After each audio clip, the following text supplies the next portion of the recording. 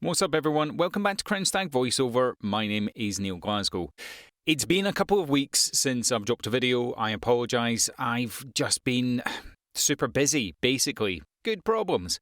I've been working on a project that I can't tell you about because of an NDA. And that's actually the topic that I want to cover in this video. Because something came up with someone that I was working with who breached the NDA, and it's so detrimental if you do that. So I wanted to cover that in this video and ultimately talk a little bit about how you land the type of projects that tend to come with NDAs. So with all of that in mind, let's get into it.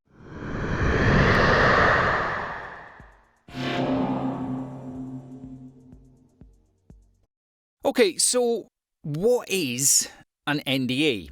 NDA stands for non-disclosure agreement. And they tend to come up with projects that are sensitive in nature, maybe projects that are very highly budgeted, possibly going to be highly publicised, definitely ones that come with a price tag, a significant price tag. Have you ever heard these stories about, say, Tom Holland being given fake information about the next Marvel movie he's working on because he's always blabbing about it? It's that sort of thing. And essentially, a non-disclosure agreement says that we are going to give you access to sensitive information, and if this information gets out into the market, you could be held legally liable for a fixed penalty, certainly, and potentially lost income. And that's the big one that you really need to be aware of, because it's potential lost income, which could be in the tens of thousands, hundreds of thousands, or potentially millions of pounds, dollars, insert your denomination here.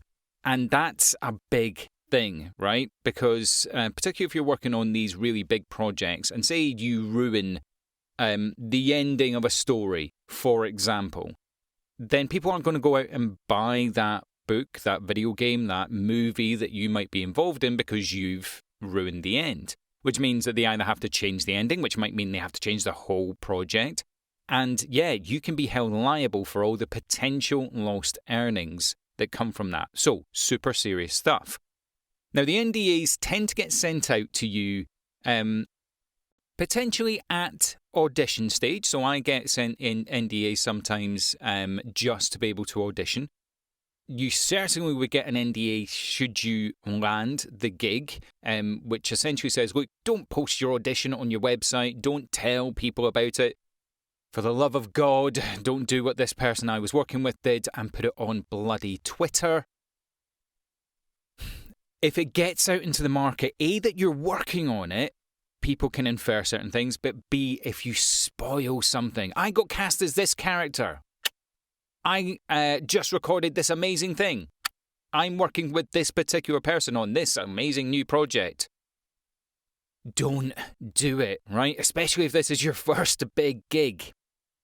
So NDAs, really, really, really serious stuff, okay? So if you get one, please read it fully as to what you're being covered under that NDA, but also what you're liable against if you breach that. Don't do any of the things I've just said about, and, keep it secret. Keep it safe. It's a really important element, particularly when you're getting into these echelons of working in these businesses. Now, when you start working on these projects, what will tend to happen is you get sent packets of information, and usually they're out of context. So say you've landed the audition and then you've got to do your next guided read perhaps, or directed session. You might get sent something from page 46 and it's completely out of context because, again, you might not need to know that. And what a lot of these projects do is they give you just enough information to do your bit. They don't give you the whole picture of stuff because it's in people's natures to be excited about that sort of thing. Now, do you need to, be militaristic in what you do? No, just be very sensible about how you approach projects with NDAs. Right, covered NDAs. Now, how do you get involved with projects really that tend to come with NDAs? Now, I have worked on projects where I've secured it myself. So these are just contacts that I've had, video games and a few projects, things along those lines. But by and large, if you're working on these projects, it's an agent. You're going to get them through your agent. And that, again, comes with one of the big things of if you breach that, not only does it affect your career, it affects your agent's career and everyone that's connected with that agent. There are, again, financial elements and reputational elements that come with that, but also you could completely screw your career because your agent won't work with you. Agents talk, industry professionals talk, and people don't want to work, particularly on big projects, with people that are a liability. So when you're looking at these projects or looking to get an agent, it's about looking at an agent that has the right sort of contacts. And I've talked about working with agents in the past and how to secure them.